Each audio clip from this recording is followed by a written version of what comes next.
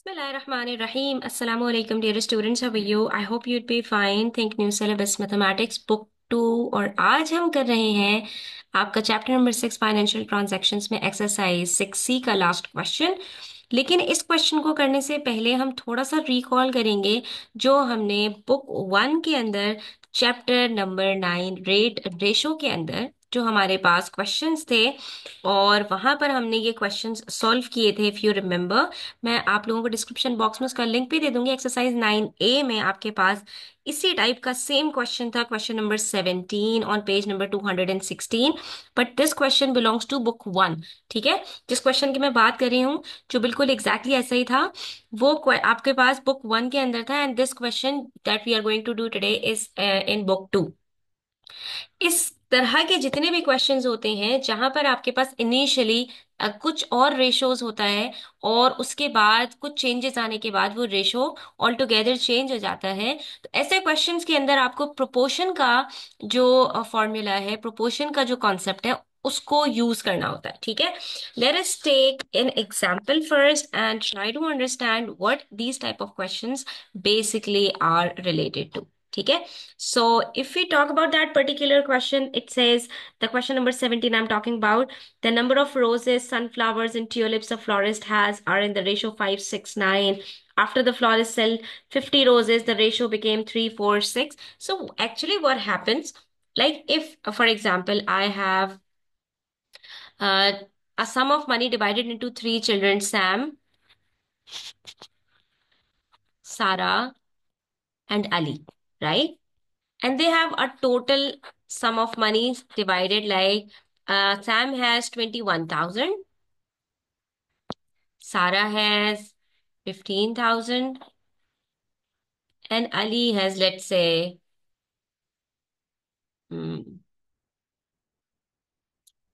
6,000, right?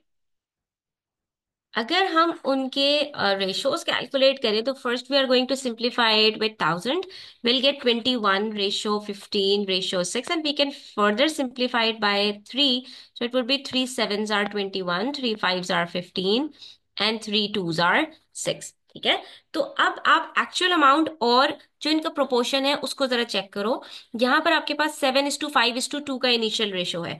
उसके बाद हम थोड़ा सा यहाँ पर चेंज करते हैं कि सैम ने फॉर एग्जाम्पल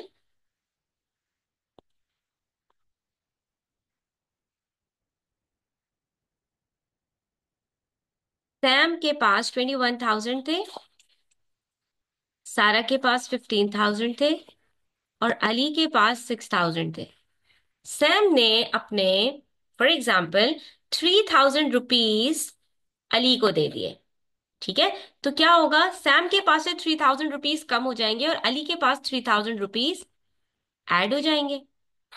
अब क्या होगा, इनके जो सम ऑफ मनी है it would be like 18,000 for Sam, for Sara it would remain same, and for Ali it would be 9,000।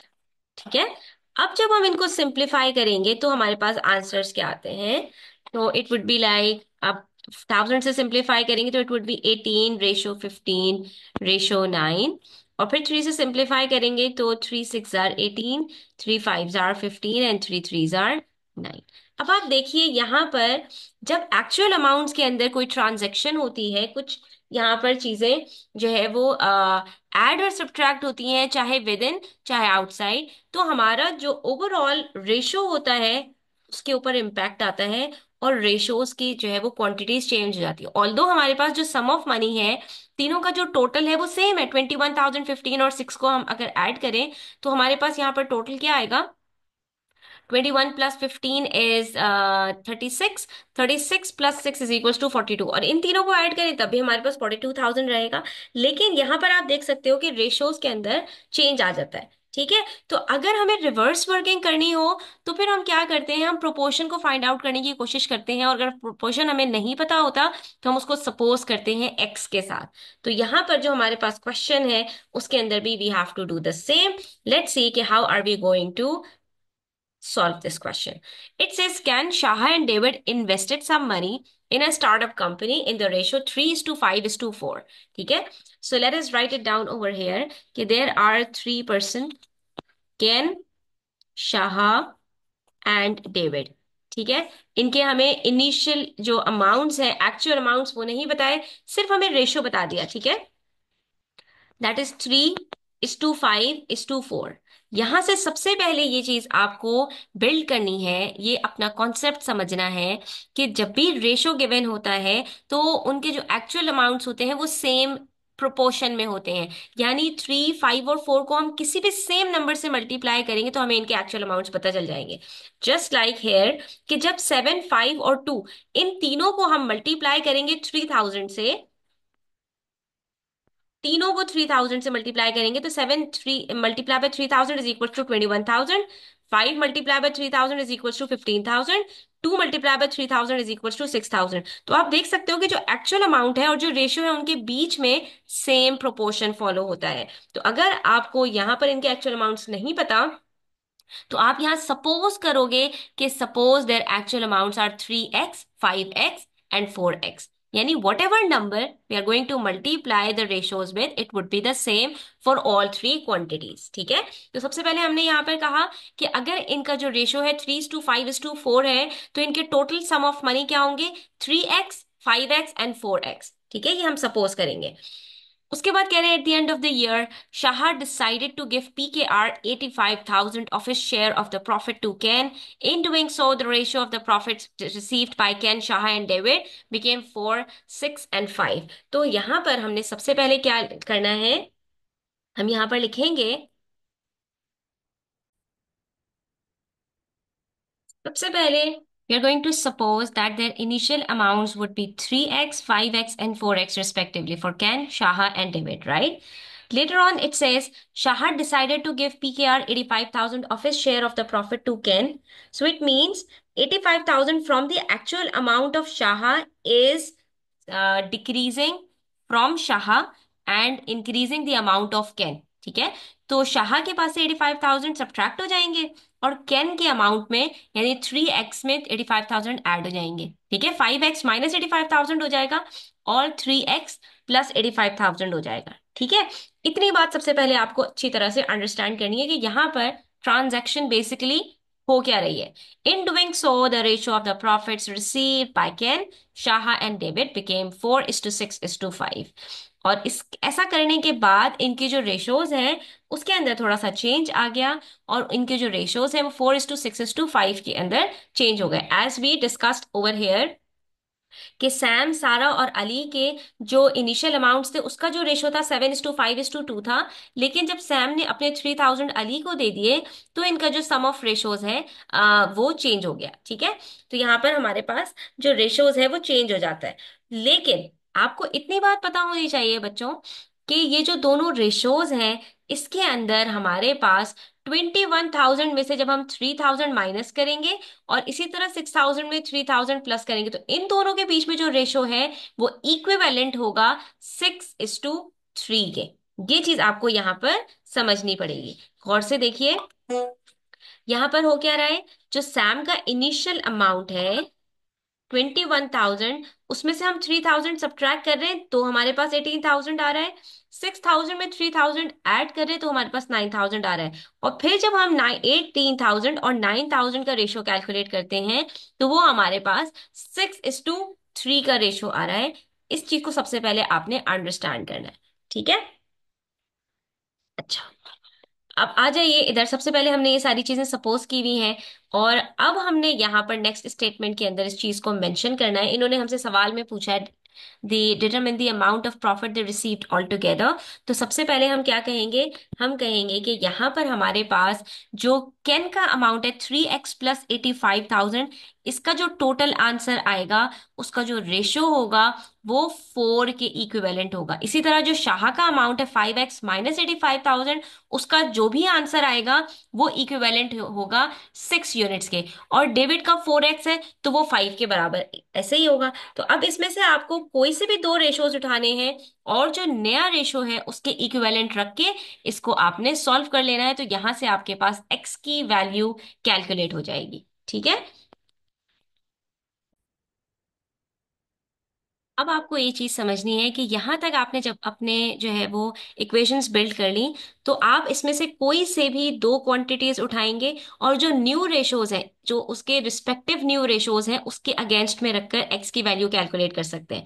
अब आप चाहो तो आप यहाँ पर केन और शाह के जो जो आपके पास क्वांटिटीज हैं, उसके 4:6 रेशो की इक्विवेलेंट रख के उसको सॉल्व कर लो।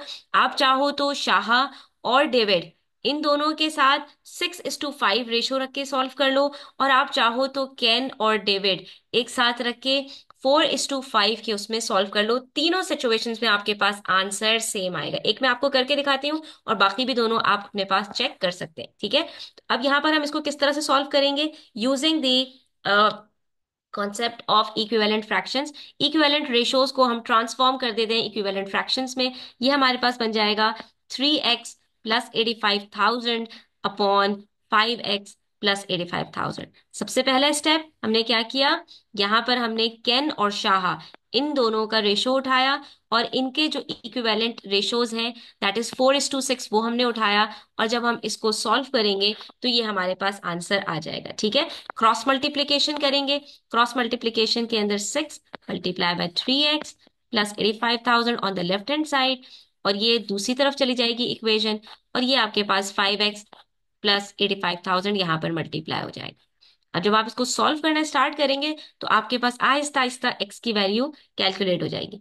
6 × 3 = 18x plus 85 multiply by 6 is equals to 510,000, ठीक है। दूसरी साइड पर हमारे पास है 4 × 5x is equals to 20x minus 4 multiply by 85,000 is equals to 345 40,000, ठीक है। अब हमने क्या करना है कि हमने x को इस तरफ लेकर आ जाना है। तो 18x माइनस 20x आपके पास लेफ्ट हैंड साइड पर हो जाएगा, और इधर आपके पास -510,000। परेशान नहीं हो माइनस के साइन को देखकर, ठीक है। और ये आपका भी नेगेटिव से पॉजिटिव हो जाएगा। यहाँ पर 18 - 20 is equals to -2x is equals to 510। ये प्लस माइनस माइनस करेंगे, माइनस माइनस प्लस करेंगे, तो यहाँ पर हमारे पास आंसर आएगा -850,000, ठीक है। एक्स की वैल्यू कैलकुलेट करने के लिए -850,000 को डिवाइड करेंगे 2 से, तो माइनस माइनस यहाँ पर आपके पास कट हो जाएगा और आपका आंसर पॉजिटिव आएगा, ठीक है। 2 के साथ इसको सिंप्लीफाई कीजिए और आपके पास एक्स की वैल्यू आ रही है 425,000, ठीक है बच्चों। ये हमारे पास यहाँ पर x की वैल्यू कैलकुलेट हो गई। और ये x की वैल्यू जो हमने कैलकुलेट की है, ये हमारे पास प्रोपोर्शन था। इनिशियली आप देख सकते हो कि हमने सबकी वैल्यूज को 3x 5x और 4x सपोज किया था। तो अब जब हम x की वैल्यू से 3 5 और 4 को मल्टीप्लाई करेंगे तो हमें केन, शाह और डेविड के एक्चुअल अमाउंट्स पता चल जाएंगे, ठीक है। तो अगर पहले वाले उसके अंदर हमसे पूछ रहे हैं the amount of profit they received all together, अगर हमें इन सब का मिलाकर जो टोटल है वो कैलकुलेट करना है, तो हम 3x + 5x + 4x करेंगे। हमारे पास आंसर आएगा यहाँ पर 12x, ठीक है। और 12x जब हमारे पास आएगा तो x की वैल्यू को जब सब्सटीट्यूट करेंगे तो 12 को x के साथ मल्टीप्लाई करेंगे, इन तीनों का टोटल प्रॉफिट हमारे पास आ जाएगा। और जब पार्ट बी के अंदर हमसे कह रहे हैं the amount of profit each received originally, तो अगर तीनों का अलग अलग पूछ रहे हैं तो हम 3x अलग, 5x अलग, 4x अलग कैलकुलेट करेंगे, तो भी हमें तीनों का अलग अलग भी पता चल जाएगा, ठीक है। तो मैंने आपसे यहाँ पर कहा था कि आप कोई से भी दो रेशोज को उठाकर सॉल्व करोगे, आपके पास x की वैल्यू सेम आएगी।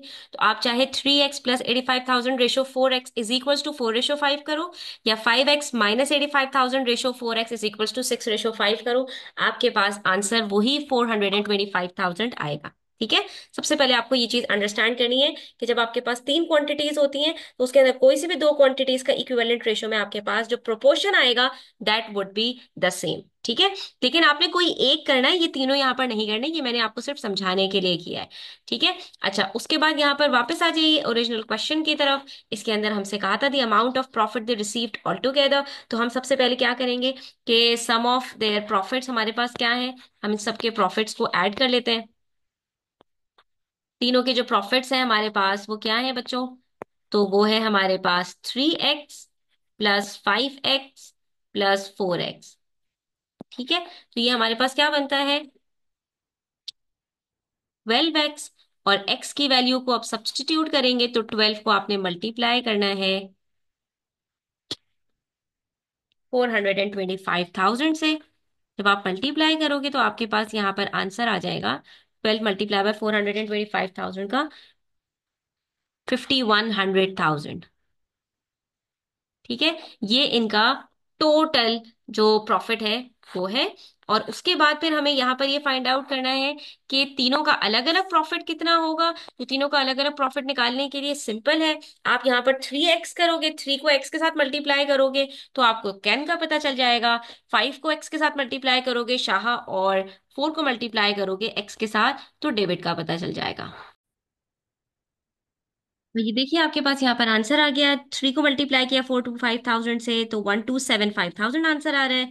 5 को मल्टीप्लाई किया तो शाह का अमाउंट पता चल गया, दैट इज 2125,000। डेबिट का मल्टीप्लाई किया तो 1700,000 हमारे पास आंसर आ गया। इससे हमें ये पता चल गया कि तीनों के प्रॉफिट शेयरिंग कितने कितने अमाउंट्स की है, और तीनों का जब आप इन तीनों को प्लस करोगे तो आपके पास वही आंसर आएगा, दैट इज 5100,000। तो आज का हमारा जो क्वेश्चन है यहीं पर कंप्लीट होता है। आई होप स्टूडेंट्स कि आपको ये क्लियर हुआ होगा। स्टिल कोई कंफ्यूजन्स हो, कोई क्वेश्चंस हो, आप मुझसे कमेंट सेक्शन में पूछ सकते हैं। अगर आप मुझसे पर्सनली ट्यूशन लेना चाहते हैं तो मेरे व्हाट्सएप पर भी कांटेक्ट कर सकते हैं। अपना ख्याल रखें, चैनल पर नए हैं तो सब्सक्राइब करें, वीडियो अच्छी लगी हो तो लाइक करें, फ्रेंड्स के साथ ज़रूर शेयर करें। Take care.